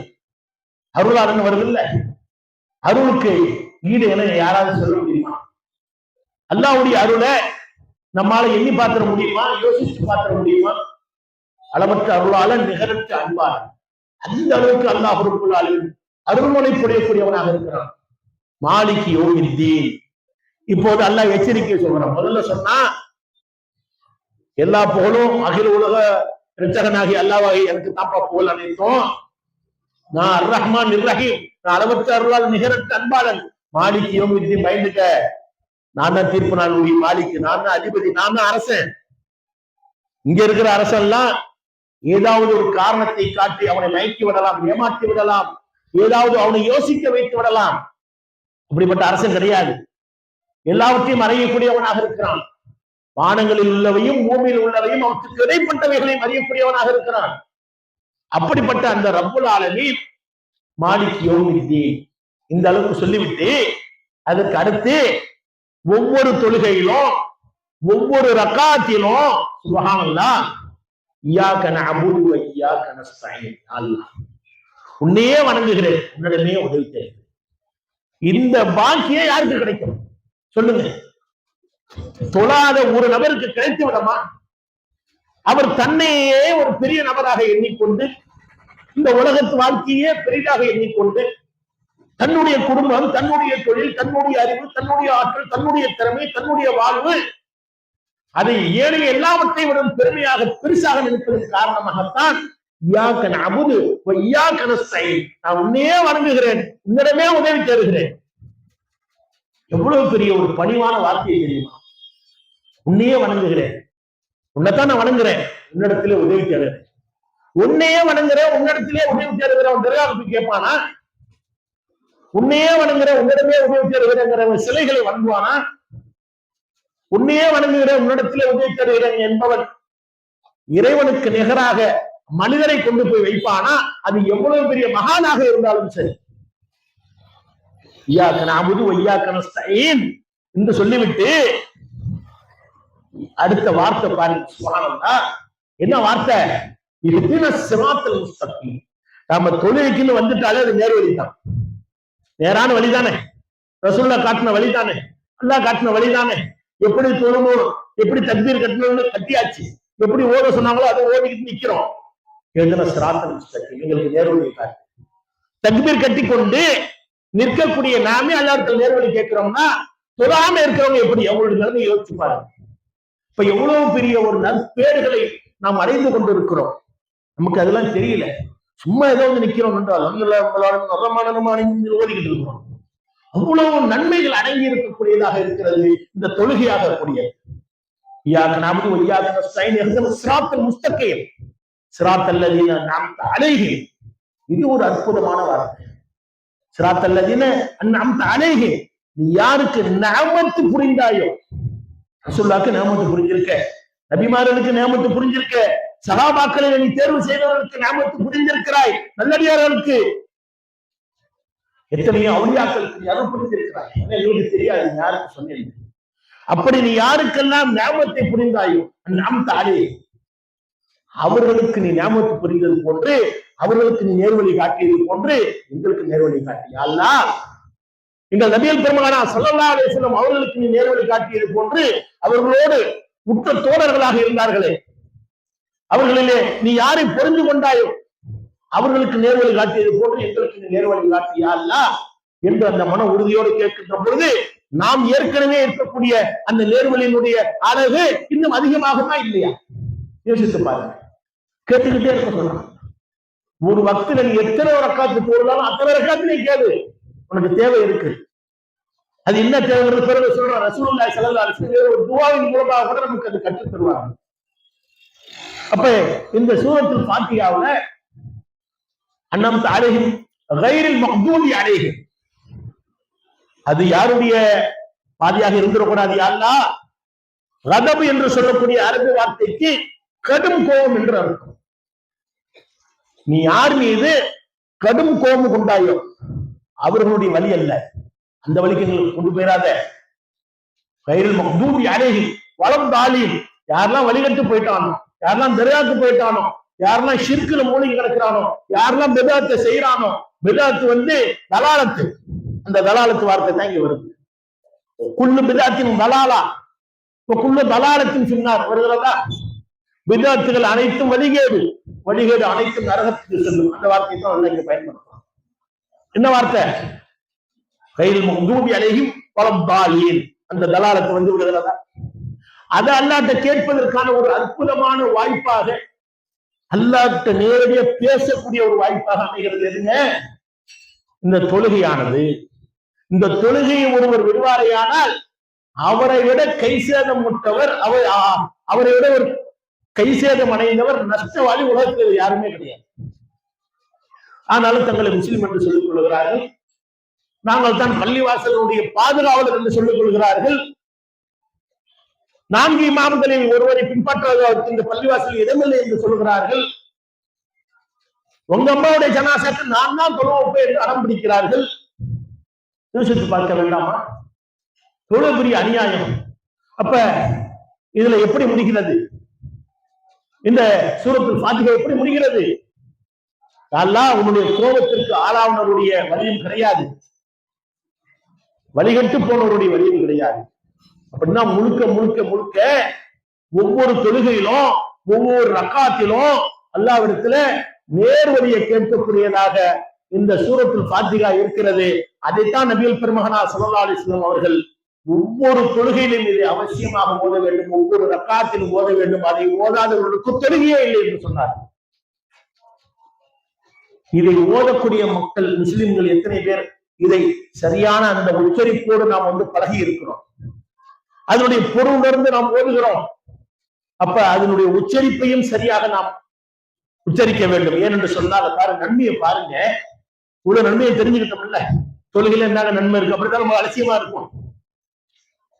ரசூலுல்லாஹி ஸல்லல்லாஹு அலைஹி வஸல்லம் சொல்கிறார்கள், அல் குர்ஆனுடைய ஒவ்வொரு எழுத்துக்கும் அல்லாஹ் 10 நன்மையை பதிவு செய்கிறார். நீங்கள் ஓதுகின்ற பொழுது நாம ஓதுறோம்ல, அல்ஹம்துலில்லாஹி ரப்பில் ஆலமீன், கிட்டத்தட்ட 20 எழுத்து வந்துடும். ஒரு எழுத்துக்கு 10 நன்மை. மக்களுக்கு புரியல, சஹாபாக்களுக்கு புரியல, விளக்குறாங்க. ரசூலுல்லாஹ் தானே விளக்கணும். ரசூலுல்லாஹி ஸல்லல்லாஹு அலைஹி வஸல்லம் அவர்கள் தான் ஆசிரியர், அவர்கள் தான் மதகுரு, அவர்கள் தான் ஆட்சி தலைவர், அவர்கள் தான் எல்லாமே. இறைவனுடைய தூதரும் அவர்கள் தான். அவர்கள் சொல்லுகிறார்கள், மக்களே, அலிஃப் லாம் மீம் இது மூன்றும் ஒரு எழுத்து கிடையாது, மூணு எழுத்து. இது அவங்களுக்கு தெரியும், அரபு மக்களுக்கு தெரியும். அரபு மொழியில் தானே குர்ஆன் இறங்கியது. அது அல்லாத வேறு ஒரு பாஷையை அந்த மக்களுக்கு சொன்னார்கள். சொல்லிவிட்டு புரிந்து கொள்வதற்காக சொல்கிறார்கள், அலிஃபுக்கு 10 நன்மை, லாமுக்கு 10 நன்மை, மீமுக்கு 10 நன்மை. இவ்வளவு இலேசா ஒரு குழந்தைக்கு தாய் சொல்லி கொடுப்பாங்கல்ல, அது போன்று மிக இலேசாக நமக்கு கற்றுத் தருகிறார் என்று சொன்னால், அந்த அல் குர்ஆனுடைய வசனங்களை இந்த தொழுகையிலே நாம் எவ்வளவு ஓதுகிறோம். சுப்ஹானல்லாஹ், எவ்வளவு பாக்கியம் பெற்றவர்கள் தெரியுமா? இந்த தொழக்கூடிய மக்கள் எவ்வளவு பாக்கியம் பெற்றவர்கள். எத்தனை சூறா ஓதுறோம், எத்தனை நம்மளுக்கு ஆபத்தில் இருக்காது. ஒரு அது சைத்தானுடைய வேலையில இருக்கு. எப்படி நம்ம தக்பீர் கட்டி தொழுவோம், முதல் ரக்கத்துல என்ன ஓதுறது, 2வது ரக்கத்துல நடந்துடும். இது நம்மளுக்கு எத்தனையோ பேருக்கு ஏற்பட்டது. அதே போல இமாம் தொழ வைப்பாரு, இமாம் ஓதினாரை ஆனால் செவிலாத்தி கேளுங்கள், அல் குர்ஆனுடைய வசனம். நம்ம பத்த தக்பீர் கட்டணும் தான் வந்துடுறாங்க 7:30. தக்பீர் கட்டின உடனே நம்மகிட்ட வந்துருவான் 7:30. செல்போனை சுவிட்ச் ஆஃப் பண்ணாம வச்சுக்கணு. ஒரு தோதிட்டு இருக்கும்போது அடிச்சாவே திட்டுவார்கள் நம்ம பள்ளிவாசல்ல. இது ஒரு சிக்கல் இருக்குல்ல, சைலண்ட்ல எப்போதும் போட்டுருவோம். இன்னைக்குன்னு பார்த்து மறந்துட்டேன். இவன் வேற நம்மளே மறப்பானே, யாராச்சும் ஒரு ஆளு ஏதாவது சொல்லுவானே, இப்படி நடக்கிறது உண்டுதானே. அந்த சிந்தனை நம்மளுக்கு அது மாதிரி திசை செய்யப்படுவான் அல்லவா? அப்ப அந்த ஷைத்தானுடைய அதிலிருந்தும் நம்ம பாதுகாப்பு பெற வேண்டும். அப்ப அல்லாஹ்வுடைய தூதர் ஸல்லல்லாஹு அலைஹி வஸல்லம் சொல்லி காட்டுகிறார்கள், தொழுகை என்பது ஒரு எழுத்துக்கு 10 நன்மை. அப்ப எத்தனை சூறா ஓதுறோன்னு நம்மளுக்கு தெரியாது. முதல் ரக்காத்துல இமாம் என்ன ஓதுனாரே உங்களுக்கு தெரியாது. சில நேரத்துல சேர்த்தா நம்மள மறக்கடிச்சுவோம், எல்லா நேரத்திலையும் கிடையாது. அப்ப நாம எவ்வளவு நன்மைகளை அடைந்து கொண்டிருக்கிறோம், தொழாதவர்கள் எவ்வளவு நன்மையை இழந்து கொண்டிருக்கிறார்கள். ஒரு எழுத்துக்கு 10 நன்மைன்னு சொன்னா ஒரு சூறாவுக்கு எத்தனை எழுத்துக்கள் இருக்கும். அந்த ஒவ்வொரு எழுத்துக்கும் இன்ட்டு 10 போட்டா எவ்வளவு நன்மைகளை நம்ம அடைந்து கொள்கிறோம். ஓதுவதன் மூலமாகவே எவ்வளவு நன்மை என்று சொன்னால், ருக்கூவிலே ஓதக்கூடிய துஆக்கள் இருக்கிறது, ருக்கூவிலே சுஜூதிலே ஓதக்கூடிய துஆக்கள் இருக்கிறது, அத்தஹியாத்திலே ஓதக்கூடிய துஆக்கள் இருக்கிறது, அதற்கு பிறகு செய்யக்கூடிய இஸ்திக்பார்கள் இருக்கிறது. சொல்லிக்கொண்டே போகலாம். இவ்வளவு நன்மைகள், எண்ணற்ற நன்மைகள் பொதிந்து கிடக்கக்கூடிய ஒரு வாய்ப்பாக இதிலே அமைந்திருக்கிறது, தொழுகையில் தான் அமைந்திருக்கிறது. அவ்வளவு நன்மைகள் நிறைந்ததாக இருந்தாலும் இந்த இஸ்லாமிய சமுதாயத்துக்கு எப்படிதான் இருக்கு, பாகற்காயாக இருக்கிறது. இந்த தொழுகை அதிகமான மக்கள் பள்ளிக்கு வருவதை வெறுக்கக்கூடியவர்களாக தான் இருக்கிறார்கள். அப்ப இன்னும் நிறைய செய்திகளை நம்ம பார்க்கலாம். சூரத்துல் இஹ்லாஸ் இருக்குல்ல, நல்லா யோசிங்க. சூரத் இஹ்லாஸ் என்று சொன்னால் என்ன? குல் ஹுவல்லாஹு அஹத் அல்லாஹு ஸமத் லம் யலித் வலம் யூலத் வலம் யகுல் லஹு குஃபுவன் அஹத். இந்த வசனம் இருக்குல்ல, இந்த அத்தியாயம் இருக்குல்ல, இதை ஓதுவது மிக சிறப்பானது. எந்த அளவிற்கு என்று சொன்னால், நபிகள் பெருமகனார் ஸல்லல்லாஹு அலைஹி வஸல்லம் சொன்னார், அல் குர்ஆனுடைய 1/3 பகுதி என்று சொன்னார். அல் குர்ஆன் இருக்கு, 6666 வசனம் சில பேர் அந்த வசனத்துடைய எண்ணிக்கை பிரிக்கிறாங்க, அதெல்லாம் நம்ம போக வேணாம். மொத்த குர்ஆன்ல 1/3 பகுதியாக்கும் அவ்வளவு விஷயத்தை உள்ளடக்கியதாக இருக்கிறது இந்த சூரத்து இஹ்லாஸ் என்று சொன்னார். அப்ப இந்த குல் ஹுவல்லாஹு சூராவை எத்தனை நபர்கள் நாம் மனப்பாடம் செய்திருக்கிறோம்? அப்படி ஓதுகின்ற பொழுது அதனால் நாம் அடையக்கூடிய நன்மைகள் எவ்வளவு யோசித்து பாருங்க. இப்ப ஈஸியா சின்ன சூறா ஓடிடுறோம் நம்ம, ஆனா நன்மை அளவு கடந்து இருக்கக்கூடியதாக இருக்கிறது என்பதை நம்ம பார்க்கின்ற பொழுது, யோசிக்கின்ற பொழுது மிக மனதிற்கு மிக ஒரு தெம்பு தைரியமாக இருக்கிறது. நம்மளுக்கு இன்னும் உற்சாகம் இன்னும் நிறைய தொழுவணும் என்பது போன்ற ஒரு எண்ணத்தை உண்டு பண்ணக்கூடியதாக இருக்கிறது. நபிகள் பெருமகனார் ஸல்லல்லாஹு அலைஹி வஸல்லம் அவர்கள் ஃபர்லான தொழுகைக்கு எந்த அளவுக்கு முக்கியத்துவம் தந்தார்களோ அதே அளவுக்கு உபரியான தொழுகைக்கும் அவர்கள் முக்கியத்துவம் தரக்கூடியவர்களாக இருந்தார். எந்த அளவுக்கு என்று சொன்னால், விடிய விடிய நின்று தொழக்கூடியவர்களாக இருந்தார்கள். அவருடைய பாதம் எல்லாம் நீங்கி விடக்கூடிய அளவுக்கு நின்று தொழுவார்கள். அப்போது அவர்களிடத்தில் சொல்லப்படும், அல்லாஹ்வின் தூதரவர்களே, உங்களுடைய முன்பின் பாவங்கள் எல்லாம் மன்னிக்கப்பட்டு விட்டது, நீ உங்களோட கால் வீங்குற அளவுக்கு நீங்க நின்று தொழுவீங்களே. அப்போது அவர்கள் சொன்ன வார்த்தை என்ன? அந்த வார்த்தையில் நமக்கு என்ன படிப்பினை? அஃபலா அகூனு அப்தன் ஷக்கூரா, அவர்கள் சொல்லுகிறார்கள், நான் அல்லாஹ்வுக்கு நன்றியுடைய நல்லடியாராக இருக்கக்கூடாதா? நான் அவனுக்கு எவ்வளவு நன்றியுடையவனாக இருக்க வேண்டும். எனக்கு அவன் வழங்கிய அறிவு, அவன் எனக்கு வழங்கிய அழகு, அவன் எனக்கு வழங்கிய உடல் ஆரோக்கியம், அவன் எனக்கு வழங்கிய இன்ன பிற எல்லா விஷயங்களும், எல்லாவற்றிற்கு மேலாக அல்லாஹ்வுடைய தூதராக என்னை ஆக்கி இருக்கிறானே, நான் அதற்கு நன்றியுடையவனாக அப்துல் ஷக்கூரா ஒரு அடிமையாக, நல்ல அடிமையாக இருக்க வேண்டுமா இல்லையா என்று நபிகள் நாயகம் ஸல்லல்லாஹு அலைஹி வஸல்லம் கேட்கிறார்கள். சொன்னால் நாம நல்ல அடிமையா இருக்கணும்னு விரும்பணுமா இல்லையா?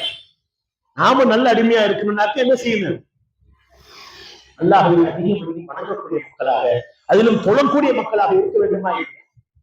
நபிகள் பெருமகனார் ஸல்லல்லாஹு அலைஹி வஸல்லம் சொல்கிறார்கள், இந்த ஃபர்லான தொழுகை ஒரு முன்பு இருக்கட்டும், ஐவேளை தொழுகை நிச்சயம் கொள்ளத்தான் வேண்டும். அதில் எந்த விதிவிலக்கும் கிடையாது. பெண்களுக்கு ஏற்படக்கூடிய மாதாந்திர பிரச்சனையை தவிர்த்து, மாதாந்திர பிரச்சனை ஏற்படுகிறது அல்லவா, அந்த நாட்களை தவிர்த்து வேறு அனைத்து நாட்களிலும் ஆண்களும் சரி பெண்களும் சரி எந்த விதமான விதிவிலக்கும் கிடையாது. நோயாளிக்கும் விதிவிலக்கு கிடையாது. எந்த நோயாளிக்கும் விதிவிலக்கு கிடையாது. உங்களால் இயன்றால் நின்று தொழுங்கள், இல்லை என்றால் அமர்ந்து உட்கார்ந்து தொழுங்கள். அதற்கும் இயலவில்லையானால் படுத்த மாதிரியே காலை நீட்டிய வாக்கிலே நீங்கள் அல்லாஹ்வை வணங்கிக் கொள்ளுங்கள் என்பதாக நபிகள் நாயகம் ஸல்லல்லாஹு அலைஹி வஸல்லம் சொல்லக்கூடிய விஷயம். தொழுகையின் சிறப்பு, அதனுடைய அவசியம் குறித்து நமக்கு உணர்த்தக்கூடியதாக இருக்கிறது. அப்ப அதனால தான் நம்ம பார்க்கிறோம், இன்னைக்கும் நம்ம இடத்துல, நம்ம வீட்டிலே, நம்முடைய உறவினர்கள் வீட்டெல்லாம் வயசானவங்க இருப்பாங்க, தொழுதுட்டே இருப்பாங்க. சின்ன வாலிபம் இலை வட்டம்னா அப்படியே ஊர் சுற்றிட்டு தெரியும். பொம்பளை பிள்ளைங்களுக்கும் அது விதிவிலக்கு இல்லை. பெண்களும் என்ன செய்யறது இல்லை. எல்லா பெண்களும் வீட்டில் தொழுவதெல்லாம் கிடையாது. அவர்களுக்கு இருக்கக்கூடிய இந்த உலகத்தில் இருக்கக்கூடிய அவ்வளவு ஆசாபாசங்கள், அவ்வளவு விஷயங்கள், அவ்வளவு முன்மாதிரிகள், அவங்களுடைய படிப்பு ஹோம்ஒர்க் பண்ணிக்கிட்டு இருக்கேன், அதெல்லாம் நேரம் கிடையாது. இப்ப பள்ளிக்கூடத்தில் இருக்கக்கூடிய ஹோம்ஒர்க் பண்ணுவதற்கு, அது அவர்கள் கொடுத்த அந்த வீட்டு வேலையை செய்வதற்கு நேரம் இருக்கிறது. அதற்கு நேரம் இல்லைங்கிறாங்க. காலையில விடிய காலம் எந்திரிச்சு போறதுதான் 6-7 மணிக்கு ஸ்கூலுக்கு போறது, திரும்ப சாயங்காலம் 5-6 மணிக்கு வருது. அதுக்கு பிறகு உட்கார்ந்து படிச்சுக்கிட்டே இருக்கு. தாய் தந்தையும் சொல்லுவாங்க, இப்போ கஷ்டப்பட்டாலுமா காலையில போயிட்டு போதான் வருது, 6 வருது, எதற்காக போகிறது, என்ன சாதித்து விட்டது, இதற்கு முன்னிருந்தவர்களை என்ன சாதித்தார்கள், ஒண்ணும் கிடையாது. அதே ரொட்டீன் வாழ்க்கை தான். படிப்பு, அதுக்கு பிறகு கல்யாணம், அதுக்கு பிறகு பிள்ளை குட்டி, அதுக்கு பிறகு அந்த பிள்ளைங்களுக்கு கல்யாணம், அதுக்கு பிள்ளை குட்டி, இப்படியே தானே போய்கிட்டு இருக்கு வாழ்க்கை. அத்தை வெளிநாடு அல்லது உள்நாடு ஏதோ கஷ்டப்பட்டு சம்பாதிக்கிறது. என்ன வாழ்க்கை, இன்னும் பெருசா வாழ்ந்துட்டோம், அள்ளி போட்டு போயிட்டே இருக்கிறோமே. எல்லாம் இருக்கிறாங்க, திடீர்னு மூத்தா போயிடுறாங்க. பள்ளிவாசல் போர்டு எழுதி போடுறாங்கல்ல, உங்களுக்கு தொழுகை வைக்கும் முன் நீங்கள் தொழுது கொள்ளுங்கள். பாக்குறதுக்கு நம்மளுக்கு எப்படி இருக்கு போர்டு, பெருசா எழுதி வச்சிருக்காங்க. என்ன அர்த்தம், என்ன என்ன என்ன நடக்கும்? உங்களுக்கு தொலை வைக்கும் முன் என்று சொன்னால், உங்களுக்கு ஜனாசா தொலை வைக்கிறதுக்கு நீங்க தொழுதுங்க. அதை நிலைநிறுத்தக்கூடியதாக இருக்கிறது. ஆனாலும் இந்த உலக விஷயத்தில் தான் நம்முடைய கவனம் அதிகமாக செல்லக்கூடியதாக இருக்கிறது. அப்ப தொழுகை குறித்து ஏராளமான செய்திகளை அல்லாஹ்வுடைய தூதர் ஸல்லல்லாஹு அலைஹி வஸல்லம் அவர்களும் நமக்கு சொல்லி காட்டுகிறார். இந்த ஐவேளை தொழுகை குறித்து சொல்லுகின்ற பொழுது நீங்க எல்லாம் அதிகமான இடங்கள்ல கேட்ட செய்தி தான். ஆனாலும் சொல்ல வேண்டிய இடத்துல சொல்லித்தான் ஆகணும். பள்ளிவாசலும் சொல்லப்படுகிறது, இது போன்ற பொது நிகழ்ச்சியிலும் சொல்லப்படுகிறது. என்னது? உங்கள் வீட்டுக்கு முன்னால் ஒரு ஆறு ஓடுகிறது. ரசூலுல்லாஹ் சொல்றாங்க, சஹாபாக்களுக்கு எதுவா இருந்தாலும் எப்படி சொல்றாங்கன்னு கேட்டீங்கன்னா ஈஸியா புரிஞ்சுக்கிற மாதிரி. ஏன்னா சஹாபாக்கள் எல்லாம் பெரிய ஒரு ஜீனியஸ் எல்லாம் கிடையாது, பெரிய மேதை எல்லாம் கிடையாது. சிலர் படித்தவர்கள் இருந்தார்கள், அதிகமானவர்கள் படிக்காத மக்கள் தான் இருந்தார்கள். அப்படிப்பட்ட அந்த சமுதாயத்தில் தான் ரசூலுல்லாஹி ஸல்லல்லாஹு அலைஹி வஸல்லம் அவர்களை அல்லாஹ் ரப்பல் ஆலமீன் இறை தூதராக அனுப்பினார்.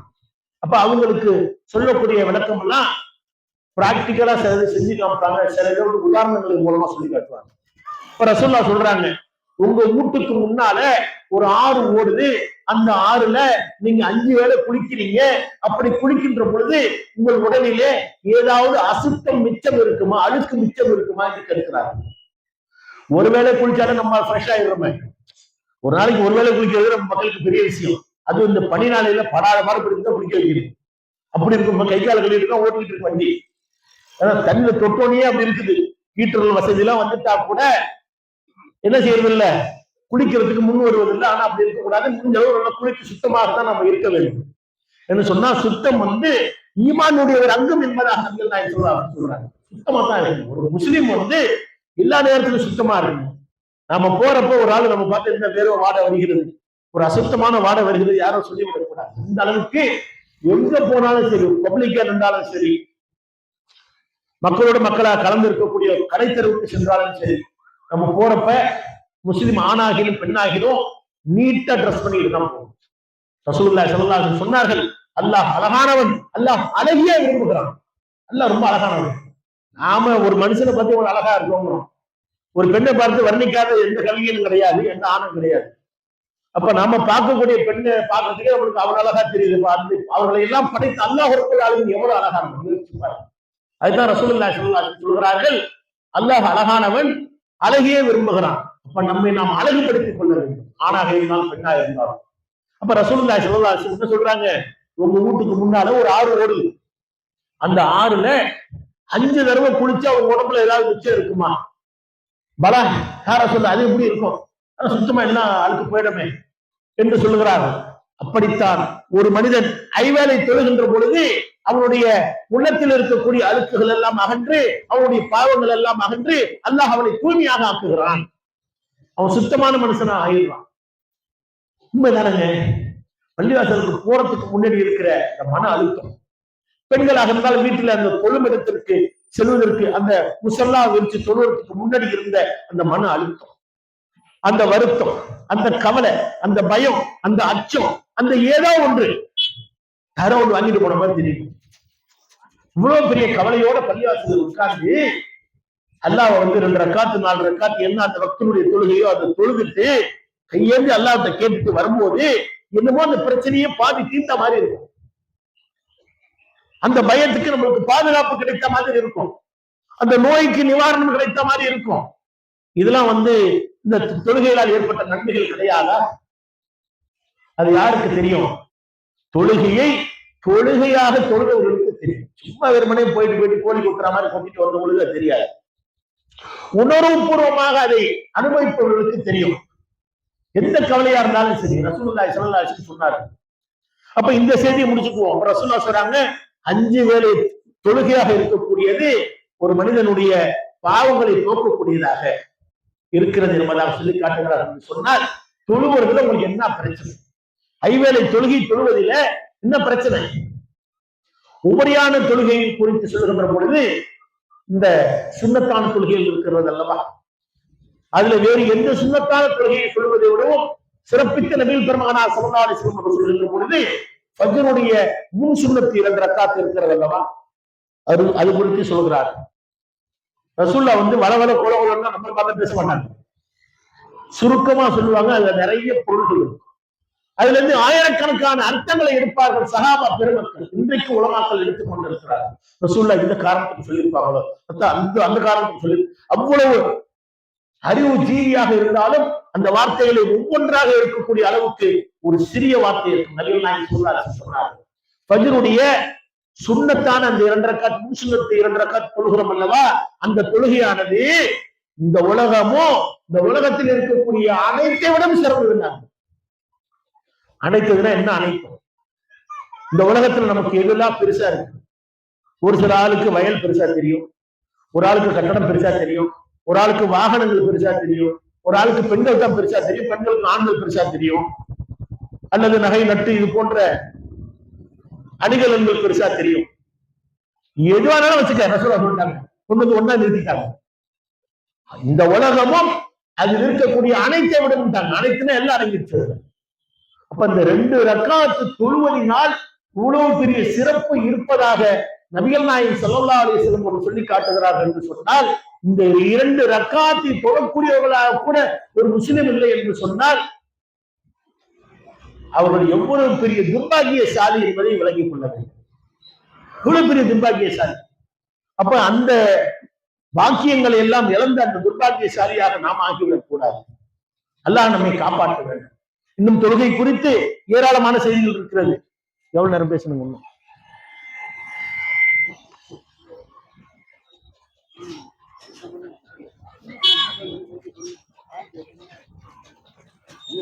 அப்ப அந்த அளவுக்கு நபிகள் நாயகம் ஸல்லல்லாஹு அலைஹி வஸல்லம் அவர்கள் வந்து தொழுகையினுடைய முக்கியத்துவம் குறித்து நமக்கு சொல்லி காட்டுகிறார். எவ்வளவு நேரம் பேசலாம்? 10 நிமிஷம், 10 நிமிஷம்.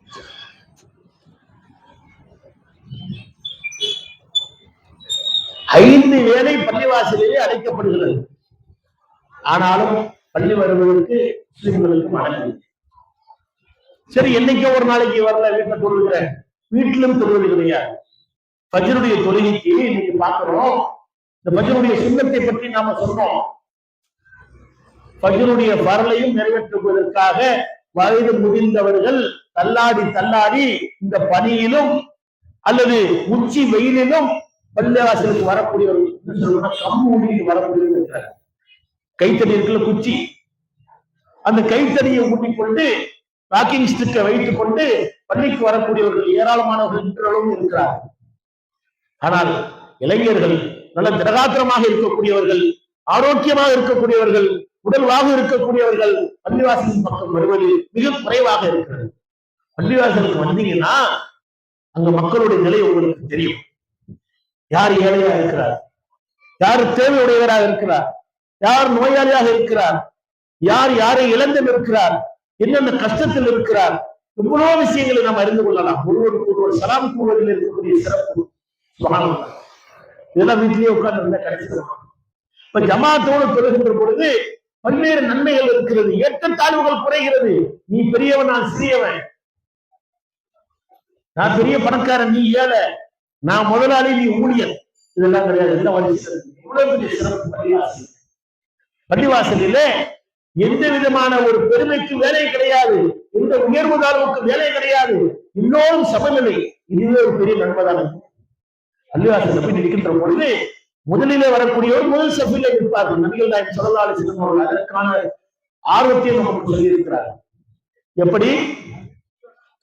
பள்ளிவாசலிலே முதல் வரிசையிலே நிற்கக்கூடிய நன்மையை ஒருவர் அறிவாரையானால் அந்த வரிசையில வந்து நிற்பதற்காக சீட்டு குலுக்கி போட்டு நானே அதிலே ஒரு ஆளாக இருக்க வேண்டும் என்று ஆசைப்படுவார்.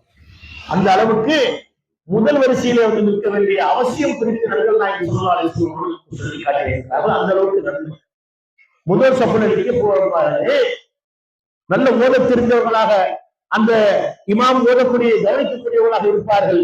இமாமுக்கு ஏதாவது ஒன்று நேர்ந்து விட்டால், ஒரு மயக்கம் வந்து விட்டது, அல்லது ஹதஸ் ஏற்பட்டு விட்டது, காற்று பிரிந்து விட்டது, அல்லது வேறு ஏதோ ஒரு உபாதை ஏற்பட்டு விட்டது, அவரால் அதை தொடர்ந்து நடத்த முடியாத நிலை ஏற்படுகின்ற பொழுது அதற்கு பின்னாலே இருக்கக்கூடிய அந்த நபர் அதை எடுத்து செய்ய வேண்டும். அந்த இமாம் ஒதுக்கி விட்டுட்டு அவரா வந்துருந்து இவர் போய் நின்று தொழ வைப்பாரா? அப்ப இமாமத்தை செய்யக்கூடிய அந்த அளவுக்கு உயர்ந்த இடத்திற்கு செல்லக்கூடிய வாய்ப்பு எதற்கு தருகிறது? யாருக்கு தருகிறது? முதல் சஃபில் அடிக்கக்கூடியவர். அப்ப முதல் சஃபில் அடிக்கக்கூடியவரும் தன்னை வந்து தயார் நிலையில வைத்துக் கொள்ள வேண்டும். முதல் சஃபில் இமாமுக்கு பின்னாடி ஒருத்தர் நிற்கிறாருன்னா சும்மா எப்ப சாப்பிட்டு நின்றக்கூடாது. இமாமுக்கு எது வேண்டுமானாலும் ஆகலாம், இமாமுக்கு எது வேணாலும் ஆகலாம். மயக்கம் வரலாம், ஏதாவது சில காட்சிகள் எல்லாம் பார்க்கிறோம், இறந்தே விழுந்து விடுகிறார்கள். அப்ப தொழுகை அப்படி பாத்திலாக்கிட முடியுமா? நிறுத்திட முடியுமா? நிறுத்தக்கூடாது. மற்றவர்கள் எல்லாருடைய தொழுகையும் பாதிக்கப்பட்டு விடலை. அவரை எப்படி ஓரமாக வைத்து விட்டு அதற்கு அருகில் இருந்து நாம் தொழுகை செய்ய வேண்டும், நாம் தொழுகை நடத்த வேண்டும். அந்த அளவிற்கு நாம் பயிற்சி எடுக்க வேண்டும். அப்ப ஆண்கள் மேற்கொண்டு பயிற்சி எடுத்துக்கொண்டோமா அது யோசிக்கணும்ல. சும்மா போய் பேருக்கு நின்று வந்துடக்கூடாதுங்க. ஏப்ப சாப்பிட நான் சொல்றது தவறான வார்த்தையை எடுத்துக்கொள்ள வேண்டாம். ஒண்ணுமே ஓத தெரியாம நிக்க கூடாது. ரசூல்லா அது கண்டிஷனா வைக்கல. எல்லாம் ஓத தெரிஞ்சவங்க முதல் வசதி இருக்குன்னு சொல்லல. ஆனா அதனுடைய அவசியம் புரியல. இமாமுக்கு ஏதாவது ஒண்ணு ஏற்பட்டு விடுகிறது, யார் தொழில் வைக்கிறது? எல்லாருமே ஒண்ணும் தெரியாம இருக்கிறோம்னா அப்ப அந்த தொழுகையை விட்டுற வேண்டியதானா? அதற்காக சொல்லப்பட்ட வார்த்தை தான் தவிர யாரையும் இழிவுபடுத்துவதற்காக அல்ல. அப்ப அதையும் நாம் கவனத்தில் கொண்டு அதிகமான சூறாக்களை நாம் மனனம் செய்ய வேண்டும். மிக குறிப்பாக இமாம் ஓதி கொண்டிருக்கக்கூடிய சூறாக்கள் நமக்கு தெரிந்த சூறாவும் இருக்கும், தெரியாத சூறாவும் இருக்கும். இமாம் ஒரு 3 சூறா மனப்பாடம் பண்ணியிருப்பாரு, நமக்கு 5 சூறாக்கள் தெரியும். அவர் பாதியோட விட்டுட்டாரு. அவர் விட்ட இடத்துல ஆரம்பிக்கணுங்கிற அவசியம் எல்லாம் இல்லை. உங்களுக்கு என்ன ஓத தெரியுமோ அது ஓடும். உங்களுக்கு எத்தனை வசனம் ஓத தெரியுமோ அதை ஓதலாம். ஆனால் அந்த ஒழுங்கு இருக்குல்ல, எப்படி தொலை வைக்க வேண்டும் என்கிற அந்த ஒழுங்கு, அதை கற்றவராக ஒவ்வொரு முஸ்லிமும் இருக்க வேண்டும். அது முதல் சஃபில இருக்கின்ற பொழுது அதை கற்றுக்கொள்வதற்கு லைவா நிறைய வாய்ப்பு கிடைக்கும். அப்ப அதில் உள்ள நன்மையும் நாம் அறிந்து கொள்ளக்கூடிய மக்களாக ஆக வேண்டும். அப்ப இது போன்ற இன்னும் நிறைய செய்திகளை நம்ம இந்த தொழுகையின் மூலமாக பார்க்கலாம். நபிகள் பெருமானார் ஸல்லல்லாஹு அலைஹி வஸல்லம் சொல்கிறார்கள், பள்ளிக்கு ஒருவர் வருகிறார் என்று சொன்னால் அவர் எடுத்து வைக்கக்கூடிய நன்மையை பாருங்க. ஒரு பள்ளிக்கு ஒருத்தர் வராருன்னு சொன்னா சும்மா இல்லைங்க.